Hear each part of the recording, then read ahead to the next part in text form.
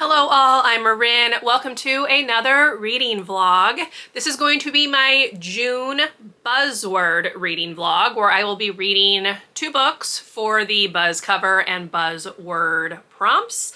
I have done one of these vlogs like 3 times, I think. I've missed a few months here and there. I did not film one in May and I did not film one earlier in the year. Instead, I did like a catch-up vlog. I'll link that one up above. But I did film one in April and we are going to do June's edition in this vlog right here. So let's talk very quickly about the prompts and things like that. So here is a look at how I am doing with the Buzzword prompts. I have not yet read the book for May, which is to have a book with 2 T-O or 2 T-O-O in the title, but I will be reading a book that fits that prompt this month, so you can stay tuned for that. It is not going to be in a Buzzword vlog. Instead, it's going to be in a different vlog because the book that I initially picked for May, I read like 25 pages of and didn't really like, so I've put it to the side for now. So instead, I'm going to read something different, but that will be in a totally different vlog. So that one will get read, just not in this vlog. And then if we look at the Buzz cover prompt for June, I am to read a book that has something celestial on the cover. And you'll notice I did read a book for May's prompt, which was Eyes. I just did not talk about that in a vlog. I did like it, but it wasn't exactly what I was expecting. I read Pandora's Jar, which is by Natalie Haynes. I was thinking this was more like a collection of short stories about various women of Greek myth. Instead, it's more of a nonfiction deep dive into the history of these women, where they show up in different tales, the different versions of the story, that kind of thing. So it was much more nonfiction than I was expecting. I still liked it, but I didn't love it. So I gave it 4 stars, very well researched, just not what I personally was expecting. But that one is done. So I only have 1 book left from a previous month, and that will hopefully get read in June. But now we are going to talk about the books that I am going to be reading in this vlog. So the first one is the Buzzword, which is to have a memory-related word in the title. My memory-related word is going to be forgot. So right here, I will be reading Hood Feminism, Notes from the Women That a Movement Forgot. So there's our memory-related word. I've heard really, really good things about this book. I've owned it for a little while now and just never read it, so I'm looking forward to it. This one is a collection of essays, so I'm not sure how I'm going to split this up and talk about it. Let me kind of take a look. Okay, there are 18 essays in this book. Obviously, each of them are like a different number of pages and things like that, so I'm not sure how I'll break this down, but I figure I will chat with you maybe at each quarter of the book and I can give you some thoughts on each of the essays that I have read at that point. I am planning on kind of tabbing them and just putting like a rating so that I can remind myself of what was going on and my initial thoughts on it. And that's what I'll go ahead and share with you in this vlog. So this will be the Buzzword book for June. And then for the book with a celestial cover, I will be reading The Unmaking of June Pharaoh by Adrienne Young. You can see this one has quite a bit of stars and things like that on the front, so definitely celestial. This one I will be listening to on audio. I got the audio version through Everand, so that is how I will be reading this one, even though I do own a physical copy as well. This one I've heard really good things about, but if I remember correctly, not everyone loved it. So we're following June Pharaoh, whose family has a history of like mental illness, and so she's kind of waiting for that to hit her as well. Her grandmother has just passed, and it says she's waiting for the mysterious curse that has plagued their family line, basically. So some things have come out. I've started this one on audio. I'm on page 90, so I've read 8 chapters. Some things have come to light just in the last couple of chapters, so you kind of have an idea of what's happening. But yeah, I'm not very far into it yet, so I'm not going to give you any thoughts. I figure I'll go ahead and do a check-in when I get to like the 50% mark on this and let you know how it's going. It's fine so far. I'm not in love with it, but I'm not disliking it, so I am curious to see where it's going though. We had a couple of reveals in the last couple of chapters. So yeah, definitely curious to see where this one is going and like what the point of it is, like what the plot mainly is, because we have not had very many questions answered at all.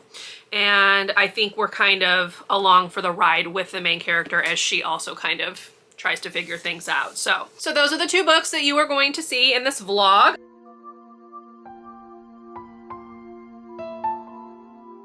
Hello all, I have a reading update for The Unmaking of June Farrow. I am 50% of the way through the book at this point, which is chapter 16, page 164. So I would say the first half of the book pretty much is the synopsis. So if you read the synopsis, that's pretty much what has happened. So we have met June. June comes from a line of women, the Farrow women, who all have what others believe to be some sort of mental health issue that crops up at some point in their life and basically derails their lives. So June was raised by her grandmother.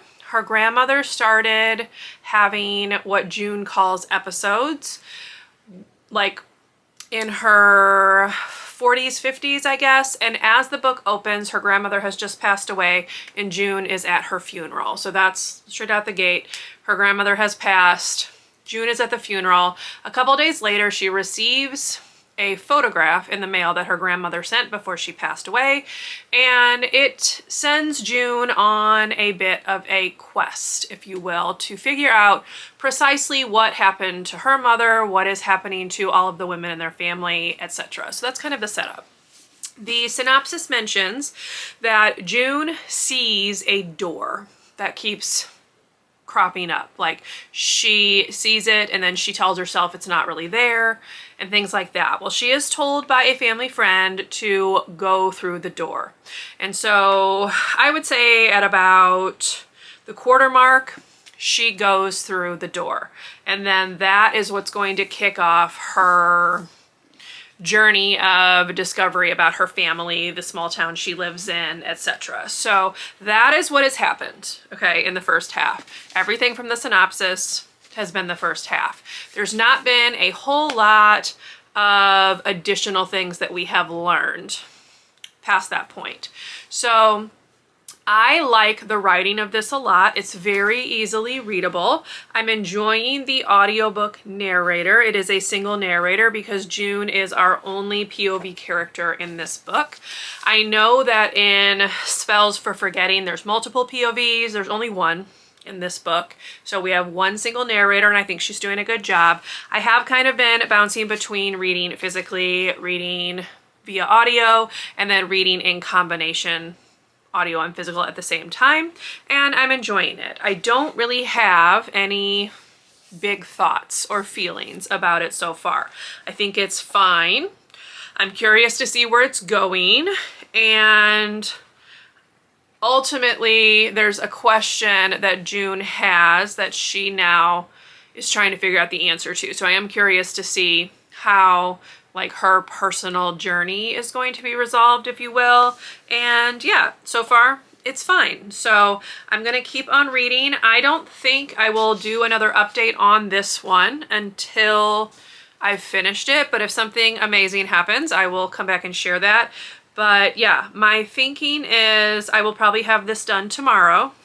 This vlog is taking a little bit longer to film than I'd initially anticipated, just because of some other things that I have been doing. So I haven't done as much reading this week, but yes, this should be done tomorrow. And when it is, I will come back and give you full thoughts, ratings, and all of that. But so far, I'm enjoying it. I think she has a very nice, easy to read writing style, which I appreciate, and I am curious to see where the story's going. So those are my initial thoughts on this book, and I will come back and share final ones once I've finished. Hello all, I figured I'd go ahead and bring you along as I feed these cats. I have not seen anyone today, but the mama cat was out yesterday, so I fed her some canned food, but I created a little like feral cat feeding station, if you will. So I have food here and we're just gonna get it put out for them because somebody's eating it. I just don't see anybody right now, but usually they eat it like overnight. So let's go ahead and get it ready and you can come along with me, and then I'll chat a little bit more about the book that I'm reading. So here's their little feeding station. I have water for them and then just some food here that I'm putting out. Kibble's not the best for them, but this is the most like shelf stable. Their water's looking a little gross, so we're gonna go ahead and dump that out. This is one of those gravity water dishes, so it just fills up on its own, which is quite nice. So there you go, that's what I've got. Their little box has a hole here. I put kitties only on the front, even though obviously it might be possums, raccoons, whatever that are actually eating, but there you go. That's their little station. So this is the house that my brother and my mom have been rehabbing. I am actually going to be moving into the house. So that's why I've been coming over, and then I saw that mama cat out there. Have not seen the babies since I took those photos and video like I was talking about in the last vlog, which I'll link up above. But mama was here yesterday, so she got some wet cat food and hissed at me quite a lot because she is feral. But yeah, so they are finishing up the house. It should be done within the next couple of weeks. I'm very excited because then I will have a lot more room for stuff than where I am right now. And yeah, obviously when that happens, I will give you a tour and all of that. They just picked up the countertops. They're waiting on the appliances, which are supposed to come in on Friday. And then hopefully it will just be a couple of weeks after that I will be able to officially move in, which is very exciting. So obviously you can stay tuned in future vlogs. I will let you know how things are going, but figured I'd go ahead and just show you what I've been doing for the kitties out here. There's quite a few feral kitties. Sorry, there's a like a fly in here. There's quite a few feral kitties in this neighborhood. So we know that there's at least the mama, and there is a black and white and a black one that she kind of hangs out with a lot, according to the neighbor. Plus she had those kittens. Unfortunately, the little black and white one was killed by some kind of like hawk or owl or something like that. So that one unfortunately is no longer alive, but she had 3 others that I personally have not seen since I took the video that I shared in the last vlog.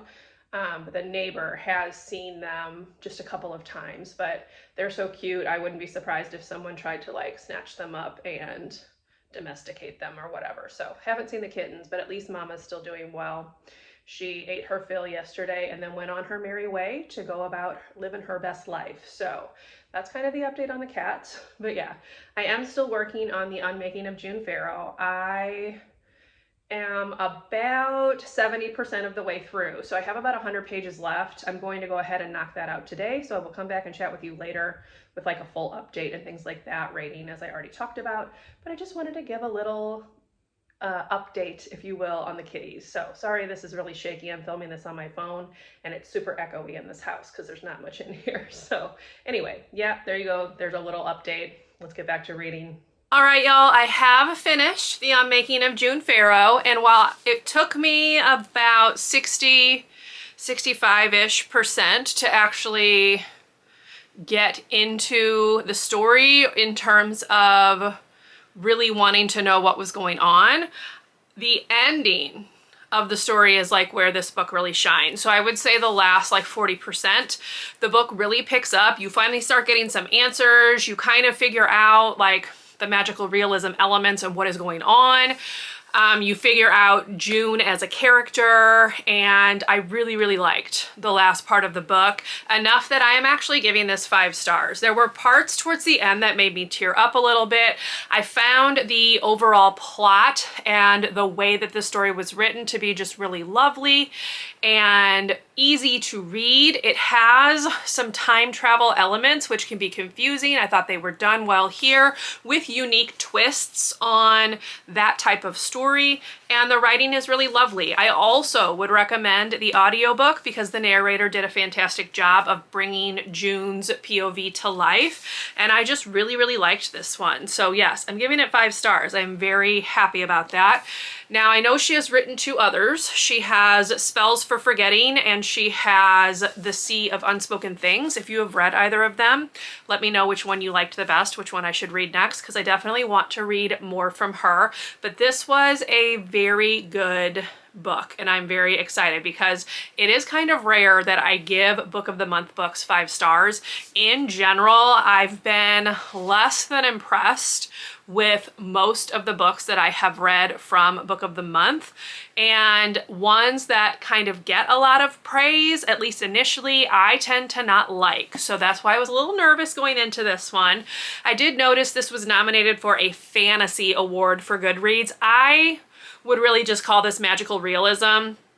It's some historical fiction because, again, of the time travel elements, but June at the beginning of the story is in 2023, I believe, which is when this book was published. So yeah, just keep that in mind. Time travel, some historical elements. I really, really liked it. Would highly recommend if it sounds at all up your alley, something that you think you would enjoy, give it a read, because I definitely really enjoyed it, gave it 5 stars. Looking forward to reading more from this author. So this one is done. This took me a while, I'm not gonna lie, to read. This took me almost 7 days to get through, but the last like 40% I flew through. I just put my headphones on, did some online jigsaw puzzles, and blew through the remainder of the book. So if you're finding it a little slow at the start, which I was, the second half makes up for that. I really liked kind of the twists and turns. There was enough suspense in terms of what was happening with June and the plot of the second half. So think of it as like the portal world, if you will, after she goes through the door. There was enough suspense with that to keep me on the edge of my seat and willing to read through the slower start of this book. But I, again, just really liked it. So yes, 5 stars. Very pleased to have read this one. Glad that it fit a Buzz cover prompt, because otherwise it probably would have sat on my shelves for ages. So we can check another Book of the Month book off, and it's a 5 star. So yes, this was very, very good. Highly recommend. Glad I gave it a read. That's kind of my final thoughts on that. So now let's turn our attention to Hood Feminism and get that one done.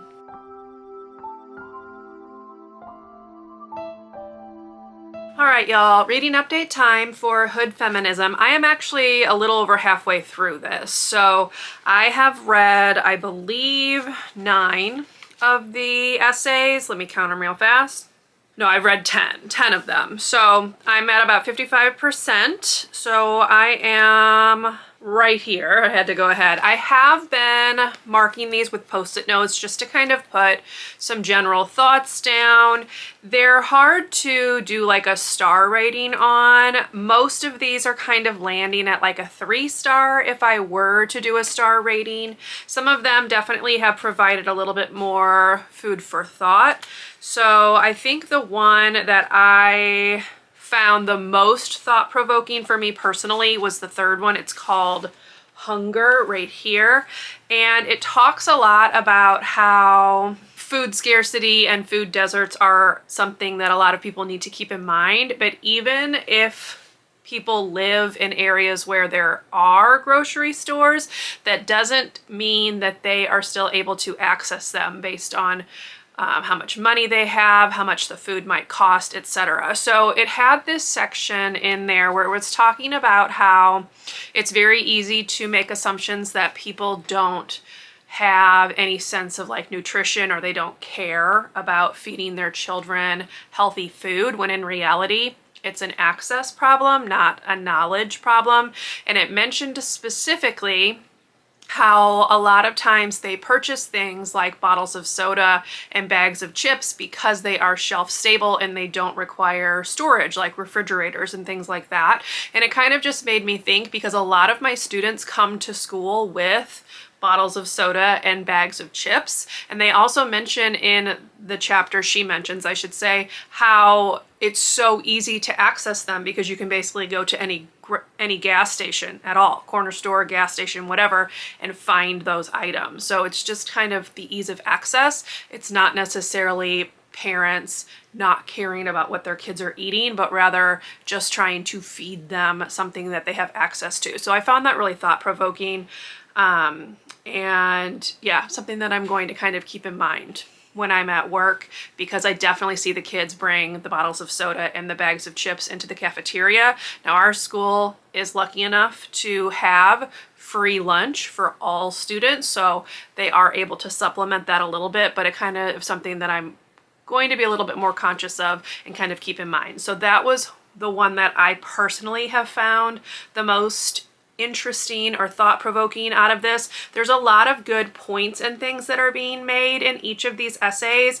I am finding some of what she's saying a bit repetitive, and I wouldn't necessarily say that this is the most well written, but that doesn't take away from the message that she is trying to portray and give us food for thought on, basically. So yes, I'm definitely enjoying it so far. Again, lots to think about. There's one essay that was called How to Write About Black Women, and it really kind of brought up how media have a tendency of adultification when it comes to people of color, and that kind of got me thinking a lot about how the atrocities in Palestine are being portrayed when you say things like young woman and you are actually talking about a literal child. It kind of resonated with me in that respect, so that was just something that kind of stuck out to me. But yeah, I'm definitely enjoying this in terms of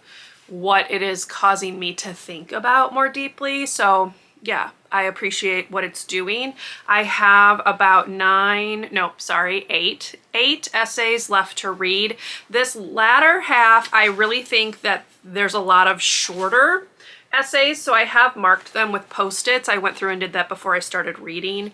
But yeah, so I will probably finish this off possibly today, tomorrow at the latest, and I will give you full thoughts then. But it's definitely one that I would recommend if you are at all interested in it, because I do think there are some very important topics being covered. Side note, I found a set of pens that are really good for underlining. So if you are someone that likes to underline books, which I have been doing kind of with this one, just little things that kind of stand out to me. These are the Mr. Pen gel pens. So they look like this. They have a super fine tip. I don't even know if that's showing up. There you go. So yeah, they came in like a set of 6, so highly recommend them. They are really nice for underlining. It keeps the line nice and straight. It's not going all over the place. The ink does not skip, which I also appreciate. So just wanted to kind of throw that out there. That's what I've been using in combination with this. I also did listen to a few of these essays on audio because my library had an audio version. She narrates it, so that was kind of a nice way to like read and listen at the same time. So either way of reading this, physically or via audio, I think is worthwhile. So there you go. That's my little update. I will again chat with you, I think, once I've finished the book, and I will give you full thoughts and things at that point. All right, y'all, I have finished Hood Feminism. I'm giving this 4 stars. I personally did not have any standout essays that I personally thought were amazingly well done. In the second half, there was quite a bit of good ones, things that I would rate 4 stars, but nothing that quite got me the same way the earlier essay I was talking about, Hunger, did. But one of them that I did enjoy is called Missing and Murdered.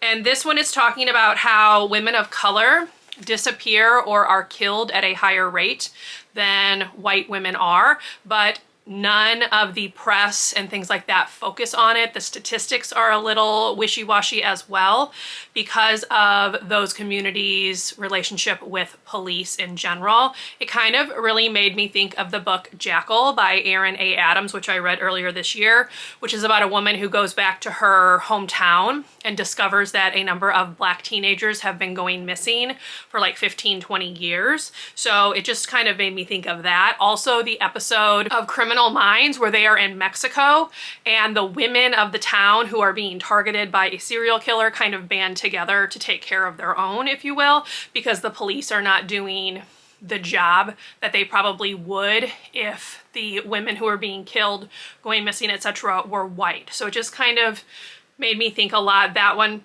particularly stood out to me. I quite enjoyed kind of reading that. One thing that I do think is missing from these essays personally is a little bit more statistics. She talks a lot about her personal experience and things like that, but there's not any really hardcore statistics. Now, I know that some of that is because minority communities are underserved when it comes to literally everything. So that can impact like reporting and things like that. But I'm surprised there wasn't more of that in here. I did still find this very thought-provoking, but there were a few essays in here that didn't really work for me personally.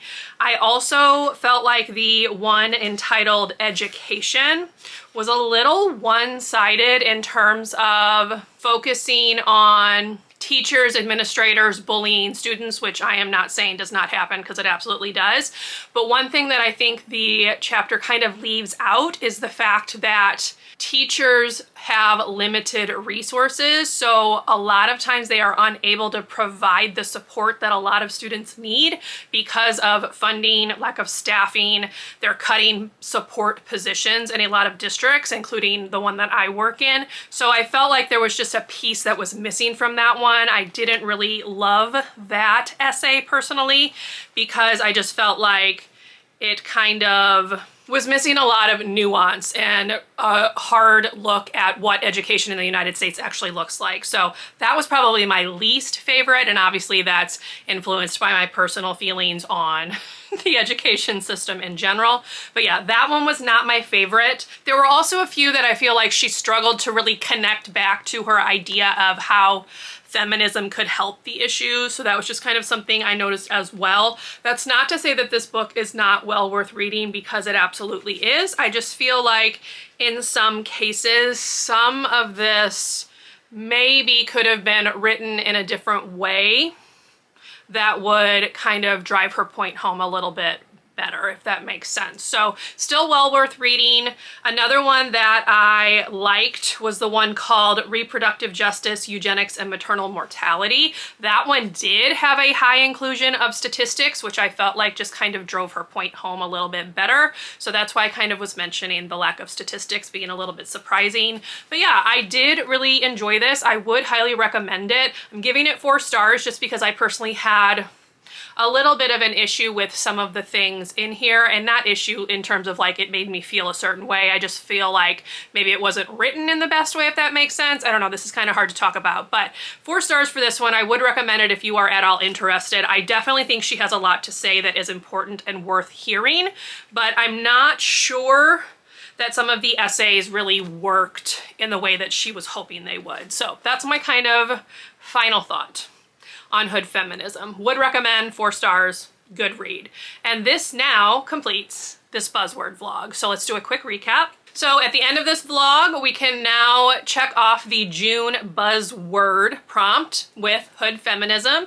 I do still need to read May's prompt, but in the next buzzword vlog, you should see that that has also been checked off. So that should be upcoming, and I will kind of talk about it maybe in that vlog as well.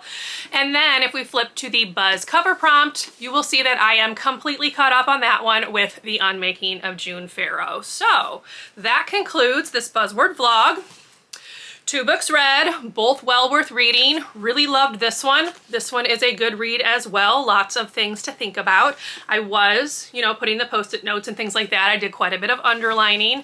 So yes, all in all, successful vlog. I hope you enjoyed coming along with me. If you did, please leave me a thumbs up. Consider subscribing to my channel if you would like to see more from me. If you made it to the end of this video and would like to leave me an emoji to show that you were here, let's go ahead and do a star emoji for The Unmaking of June Farrow and its celestial cover. And I will see you in my next video. Bye, everyone.